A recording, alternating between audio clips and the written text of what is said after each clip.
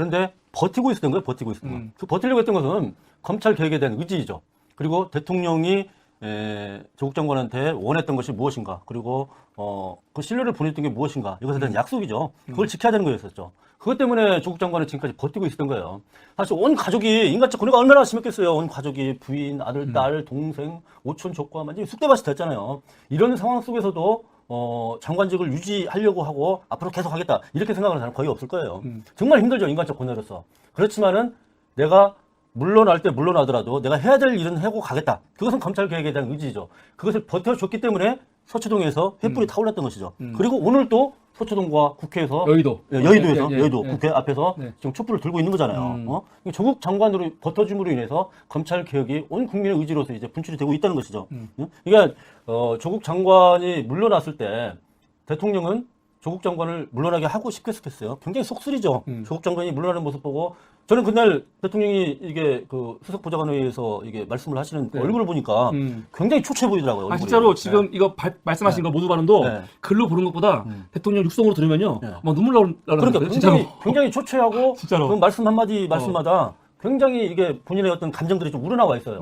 그러니까 조국 장관이 지금까지 조국 장관을 잡고 있었던 거잖아요, 대통령이 사실은. 검찰 개혁에 대한 뭔가 임무를 부여하면서 잡고 있었단 말이죠. 그래서 조국 장관은 진짜 버티다 이제는 이제 노화되는 상황이 되었다는 것을 아마 대통령께 말씀을 드렸던 것 같고, 그것을 수용할 수밖에 없었던 상황이었겠죠, 대통령. 그래서 조국 장관은 뭐 들어보니까 사실은 법무장관 처음부터 할 마음도 없었다고 하더라고요. 근데 진짜 어쩔 수 없이 한 것처럼 하더라고요. 그리고 원래 또 그런 스타일이 아니고 사람들은 제가 아는 분은 조국 장관이 엄청 또 정치적이라고 생각하는 분이 계시는데, 사실 우리 김어준 씨나 주진우 씨가 방송하고 들어보면 이분들은 가까이에서 만나는 분들이니까 정말로 그런 게 없다고, 전혀 없는데 사명감으로 한 거라고. 근데 좀 의외했던 거는, 사실은 저도 그렇고 많은 사람들이 한 12월까지는 그래도 장관직을 하다가 패스트트랙 통과하는 거까지 좀 보고 끝냈으면은 끝나지 않을까 생각했거든요.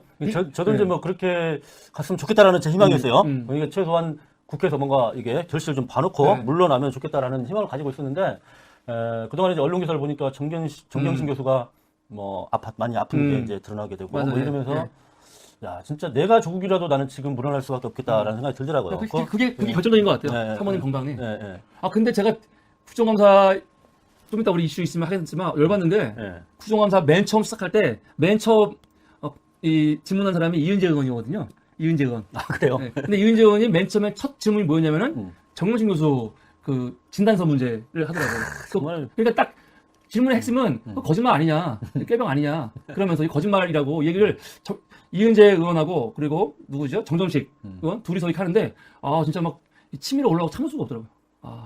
그럼 저는요, 그거 정치를 해도 진짜 가슴이 없는 사람들은 정치를 안 했으면 좋겠어요. 그러니까 어떻게 그 사람 한 사람이 이렇게 진짜 가족이 진짜 전부가 다 검찰의 이 핍박을 받고 있고, 그리고 그 핍박을 받는 부인이 몸이 아프다고 그러는데 그 진단서가 허위네, 뭐 가짜네, 뭐 어쩌네, 지금 이런 얘기를 할 때가 아니거든요, 사실은. 인간적으로 그 사람에 대한 최소한의 인간적 그런 것들은 있어야 될 거 아닙니까? 아무리 정치를 하지만은 참 그렇죠. 아니, 제가 사실은 주변에 아는 많은 진보적인 지식인들 보면은 사실은 그분들 중에 많은 분들이 사실은 조국 장관에 대해서 비판적인 분도 많이 계세요. 그래서 제가 사실 한겨레 경향 비판할 때도 그런 거 갖고 비판하는 거거든요. 교수님 주변에도 많으실 거 아니에요, 사실은. 제가 사실은 지역구에 이렇게 인사하고 다니잖아요. 네. 지역에 사람들 많이 만나면은 저한테 하는 얘기가, 제가 이제 유튜브 방송을 통해서도 적극 지금 조국을 지켜야 된다는 얘기를 하고, 저는 서초동 집회에도 나갔었거든요. 네. 나가서 이제 사진 찍어서 그러니까, 올리고 막 올리고 그러면은 지역구에 있는 사람 중에 저한테 얘기를 하는 사람들이 그거 하지 말아라 그래요.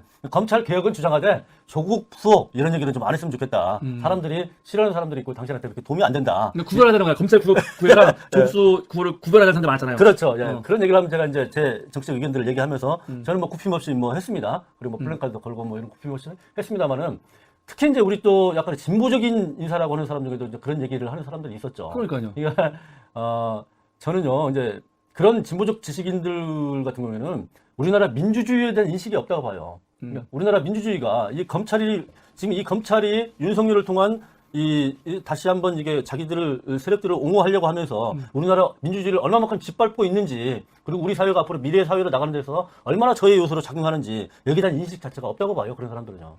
아니, 난 이해가 안 되는 게, 그러니까 이유를 모르겠어요. 그러니까 왜 뭐가 문제라고 하는 건지 저는 이유를 모르겠어요. 그러니까 교수님 아시는 분들이 예를 들어서 조국 전 장관 비판하는 분들이 왜 비판하는 거 이유가 뭐래요? 예, 그 사람들은 그런 거죠. 네. 왜 조국만이 검찰 개혁할 수 있냐? 조국 지금 가족들 조금씩 뭐 문제 제기되는 것들은 그냥 물러나게 하고 다른 사람 세우면은 검찰 개혁하면 되는 거 아니냐? 이렇게 얘기를 하거든요. 네. 그런데 지금 조국 물러났는데 지금 자유한국당 그러면 검찰 개혁 하자 그럽니까? 말도 안 되잖아요. 아니 국정감사에서 자유한국당이 왜 물러났냐고 좀 그랬어요.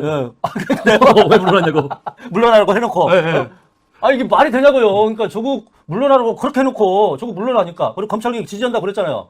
그래놓고 지금 조국 물러나니까 공수처 안 하겠다 그러고 광화문 집회하면서 지금도 문재인 정부 규탄하고 있고 똑같잖아요. 그러니까 조국을 물러나게 하는 것들이 조국이 뭐 큰 문제가 있었고 이런 것들이 아니라 조국을 고리로 해서 문재인 정권을 흔들려고 그러는 것이죠. 그 사람들 그러니까 보수 잘한다는 그렇다고 치는데 네. 사실은 딱 봤을 때 평소에도 되게 진보적인 분이고 의식도 있는 분들인데 많은 사람들이 사실은 뭐 제가 방송에서 많이 비판했던 뭐 진중권이나 이런 사람들도 조국을 얘기할 때 굉장히 뭐 말과 행실이 다른 사람 그리고 또 뭐라고 할까 그냥 언행이 불치하다 공정하지 못하다 그런데 난 이게 이해가 안 되는 거야 도대체 어떤 면에서 그런 얘기 하는지 뭐 근거가 없으니까요 도대체 뭘 근거로 이런 얘기 하는 건지 저도 그래요. 솔직히 말해서 저도 그래요. 이게 조국을 비판할 때 본인이 검찰 개혁을 얘기하고 사회의 뭐 공정성을 얘기하고 이러면서 특권과 반칙을 했다. 뭐 아이들을 교육시키는데 하여튼 뭐 이런 특권을 이용을 했다. 뭐 이런 이제 비판이잖아요. 근데 조국이 사실은 조국 그 교수가 저도 사실 개인적으로 우리 딸이 대학교 갔는데 어떻게 하는지 잘 몰라요. 저 사실 뭐 정시로 갔지만은 딸 자기소개서 보신 적 없어요? 저는 좀 내용 몰라요? 진짜 몰라요? 네, 몰라. 아니 딸을 위해서 진짜 우리 김사지 교수님도 얘기해봐야죠. 딸을 위해서 어떤 스펙을 우리 딸이 그냥 정시로 가가지고 수시로 간 게 정시로 가가지고 그냥 시험 받아가지고 뭐 자기소개 이런 것도 필요 없었을 거예요. 근데 저는 사실은 입시 제도가 어떻게 되는지도 잘 모르고 이게 뭐 공부를 어떻게 하고 뭐 어떻게 이런 거 잘 몰라요. 우리 딸한테 전혀 저는 간섭한 게 없어요. 지가 알아서 공부해서 그냥 갔어요 대학교. 그냥 갔나 보다 그런 거죠.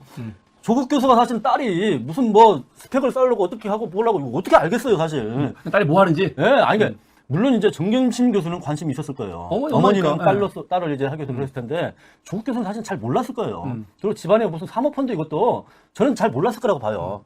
저도 몰라요. 지금 제 와이프가 적응을 좀 하는 것 같은데 나는 지금 적응 뭐 하는지 저도 저 같은 사람도 몰라요.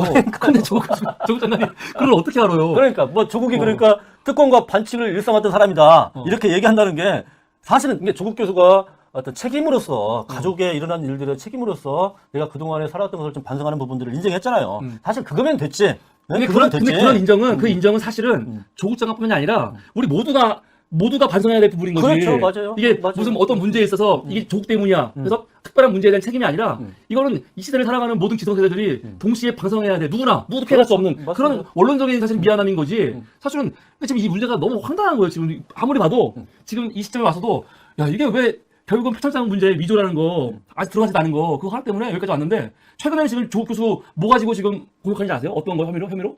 최근에요? 네. 최근에 뭐죠? 최근에는 운동학원 그 문제 축제했다. 그렇죠. 축제했다.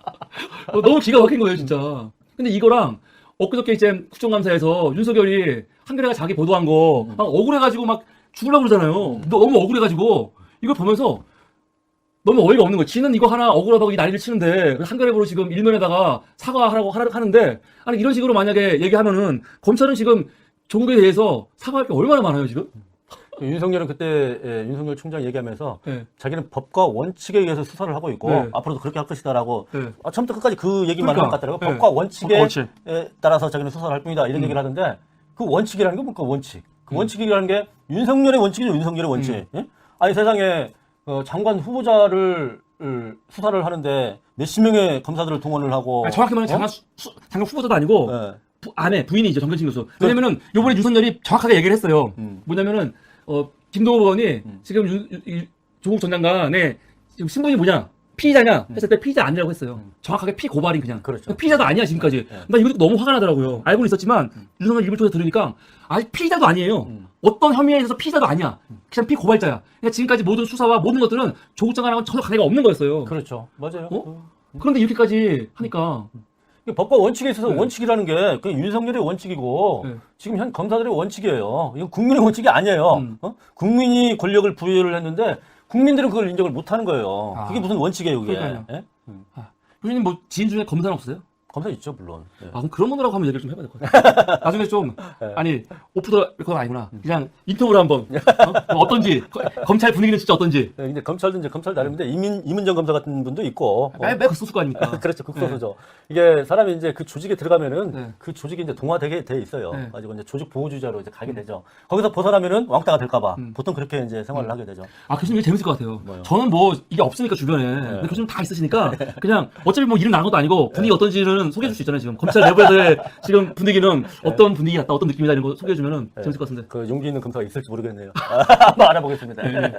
그러면은, 이 보니까, 그런데, 박지원 의원이, 박지원 의원뿐만이 아니라, 계속, 저는 참 웃긴 게, 조국 장관 사퇴했어요.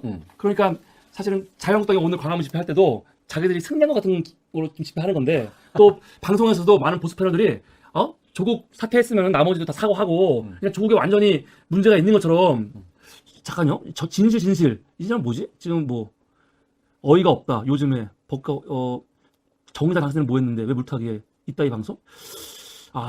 난 진실이라는 분이 진짜로, 진심으로, 예를 들어서, 우리 민주진영 사람으로서 정의당 비판하려고 들어온 건지, 아니면 그냥, 이 지정하려고 들어온 건지 모르겠네? 우선 우리는 정의당이 아니고, 정의당이 아니고, 지금 무슨 말 하는 건지 모르겠네요, 괜히.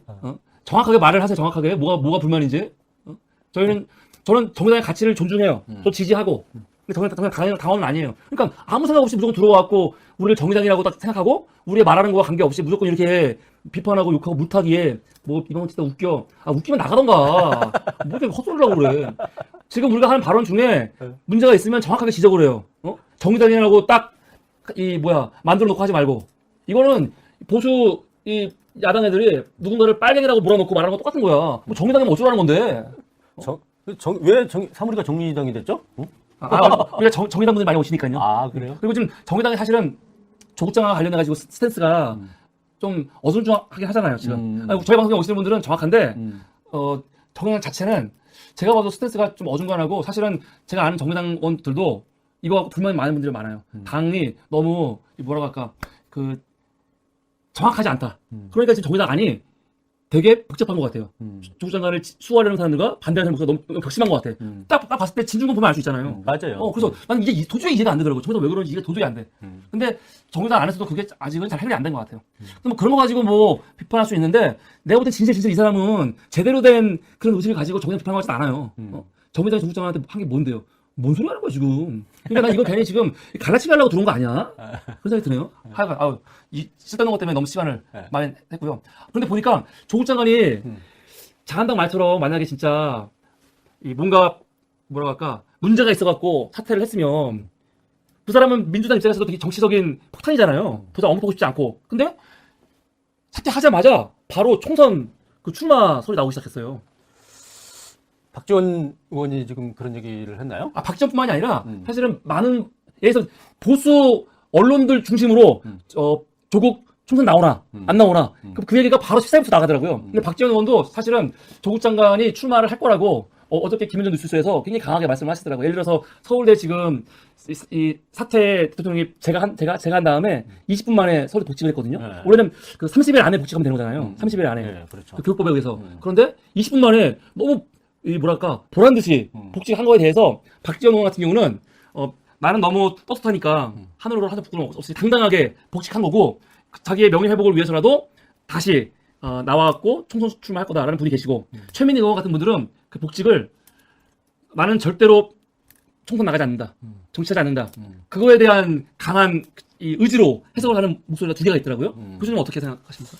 저는 그 조국 장관이 언제 그 기자회견을 하면서 이런 얘기를 하더라고요. 제가 지금 가족 곁에서 지켜주지 못하면 아마 평생 후회할 거다. 이런 얘기를 어디서 제가 들은 적이 있어요. 그게 조국 장관의 저는 본심이라고 생각이 들어요. 지금 온 가족이 이렇게 파탄지경이 나고 핍박을 받고 있는 상황 속에서, 특히 부인은 건강 악화로 병원을 왔다 갔다 하고 이런 상황 속에서 내가 지금 정치하겠다고 내가 나서서 이렇게 하는 것은 이건 맞질 않다. 지금 이 상황 속에서 내가 최선의 방법은, 내가 할 수 있는 최선의 방법은 나의 가족들 곁에 있어주는 것이다. 저는 이것이 인간 조국으로서 맞는 것이라고 생각이 들어요. 그것이 자기 표현이고, 나는 자연인으로 돌아가겠다. 이렇게 얘기를 했잖아요.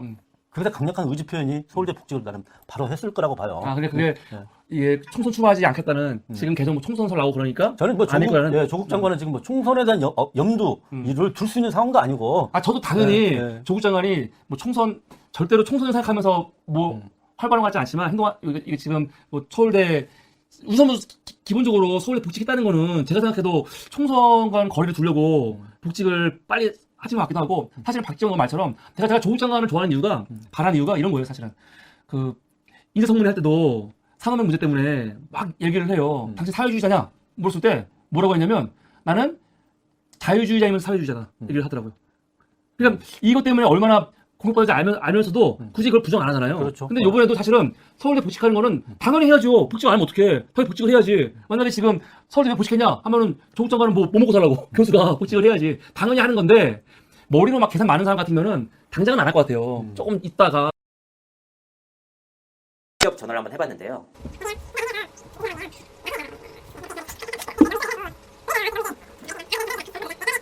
통화를 해본 바로는 이슈가 너무 커지고 민감한 내용들이 많아서 직접적으로 언급하기는 어렵다라는 답변을 받았습니다. 하지만 청문회장에서 나올 이슈가 있다라고 언급을 해주셨는데요. 여러 가지 이견들이 있지만 이번 일로 분명해진 한 가지 사실은 있습니다. 뜻하지 않게 휘말린 여배우들이 있다는 것인데요. 그래서 오늘은 그 여배우들의 오해를 풀만한 팩트체크를 한번 준비해봤습니다. 먼저 김용호 선배가 방송에서 언급한 힌트들을 살펴보도록 하겠습니다. 중년의 톱스타 여배우다. 엄청난 미녀다. 결혼은 했지만 외부에 알리지 않고 이혼을 한 상태다. 조국 장관 후보자의 동생 조건 씨와 그녀의 남편이 절친이다. 한동안 굉장한 슬럼프를 겪었다. 그러다 갑자기 작품을 많이 찍어 성공을 했고 CF도 찍게 도와줬다. 가장 확실한 증거는 조국 씨가 그녀를 직접 만났다. 이렇게 5가지로 추려볼 수 있을 것 같은데요. 이 같은 사실 때문에 거론되는 여배우는 2명입니다. 중년의 톱스타 여배우에 빼어난 미모를 갖춘 이들이 그렇게 많지는 않기 때문인데요. 거기에 결혼까지 했다고 밝혔으니 몇몇 여배우로 압축되는 것은 어찌 보면 당연한 일입니다. 지금 가장 유력하게 거론되는 여배우는 총 2명인데요. 하지만 저는 지금 거론되는 여배우들의 가능성이 그렇게 높지 않다고 생각합니다. 여기에는 2가지 이유가 있는데요. 실명을 직접 언급할 수 없으니 저도 답답합니다. 하지만 명예훼손성 소지가 있고 민감한 문제이다 보니 최대한 애둘러서 말씀드리도록 하겠습니다. 먼저 첫 번째 이유는 지금 거론되는 2명의 여배우들 모두 이번 정권 들어서 활동이 많지 않은 편이었습니다. 오히려 전 정권 때 전성기를 누린 여배우들인데요. 먼저 여배우 A씨는 이번 정권이 들어선 이후 드라마나 영화에서 주연을 맡은 경우가 한 2작품밖에 되지 않습니다. 여배우 B씨의 경우에는 이번 정권 들어 맡은 작품이 딱 한 건밖에 없을 정도입니다. 그러니까 조국 후보자가 2017년 5월 민정수석으로 임명된 이후 이 두 여배우들의 작품은 거의 손에 꼽을 정도로 적은 상황입니다. 두 번째 이유는 바로 세 번째 힌트인 조국 후보자의 동생인 조건 씨와 그 여배우의 남편이 절친이다 라는 힌트에서 찾을 수 있는데요. 먼저 여배우 A씨와 B씨 모두 조국 후보자의 동생인 조건 씨와 동갑내기 인물은 없습니다. 조국 씨의 나이는 올해로 55세이고 조건 씨의 나이는 52세로 알려져 있습니다. 여배우 A씨의 남편은 비록 엄청난 재력을 갖춘 재력가이긴 하지만 조건 씨보다 4살에서 5살이나 많은 연배라 절친이라 부르기는 어려울 것 같습니다. B씨의 남편의 경우 조건 씨보다 더 나이가 어린 케이스인데요. B씨 남편의 경우에는 소위 말하는 재력가다라고 보기도 어렵습니다. 절친의 개념을 어디까지 봐야 할지 모르겠지만 동년배라는 일반적인 범위에서 놓고 보면 이 두 여배우의 남편들을 친구라고 보기는 어려울 것 같습니다. 이 2가지 내용만 살펴봐도 여배우들의 입장에서는 억울할 법도 한데요. 특히 거론되고 있는 여배우 중 한 명은 잘 살고 있는데 이혼이라니 황당하다. 법적 대응에 나서겠다. 라고 밝혀 논란이 커지고 있습니다. 양측에 보이지 않는 난타전이 계속되면서 이번 일은 전 국민적인 이슈로까지 번지고 있는데요. 전 단지 여배우 A씨와 B씨가 아닐 가능성이 높다라고 말씀을 드리고 싶습니다. 특히나 김용호 선배가 가리키는 여배우의 정체가 누구인지는 저도 잘 모르겠습니다. 사실 개인적으로는 정치권과 연예계가 직접 얽혀있는 사건을 경험한 적이 있어 그 가능성 자체를 완전히 배제하기는 어렵다라고 생각을 합니다. 실제로 제가 과거 한 유력 정치인의 자녀에 관한 기사를 썼는데요. 이 기사로 인해 모 언론사 고위 관계자로부터 전화를 받은 바 있습니다. 그런 내용이 알려지는 것 자체가 부담스럽다는 내용의 전화였는데요. 그제서야 연예계와 정치권이 아예 관계가 없는 것은 아니구나 라는 사실을